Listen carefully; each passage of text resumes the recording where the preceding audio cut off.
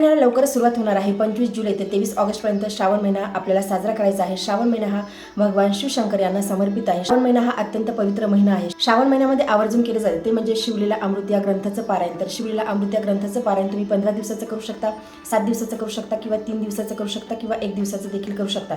आता 15 दिवसाचं करायचं म्हणजे रोज एक अध्यायाचं तुम्हाला वाचन करावं लागेल. अमृत या ग्रंथामध्ये 15 अध्याय आहेत, तर तुम्ही 14 अध्यायाचं वाचन करू शकता किंवा तुम्ही 15 अध्यायाचं देखील वाचन करू शकता. कारण की 15वा जो अध्याय आहे तो यामध्ये ॲड केलेला आहे. अगोदर यामध्ये 14 अध्याय होते, त्यामुळे तुम्ही 14 किंवा 15 दिवस या ग्रंथाचं वाचन करू शकता, रोज एक अध्याय घेऊन. आणि ज्यांना 7 दिवसाचं साप्ताहिक पारायण करायचं आहे त्यांनी रोज 2-2 अध्यायाचं वाचन करायचं आहे.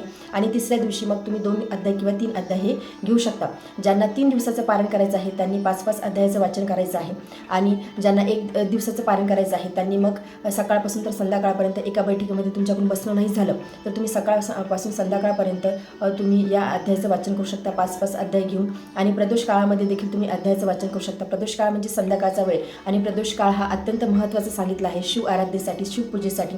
तिला अमृत या ग्रंथाचे वाचनाचे नियम काय काय आहेत, उद्यापन कसं करायचं आहे, पूजा मांडणी करायची की नाही, गर्भवती स्त्रियांनी या ग्रंथाचं वाचन करावं की नाही, खालील दिलेल्या लिंकवरती क्लिक करा म्हणजे संपूर्ण माहिती तुम्हाला मिळू शकेल.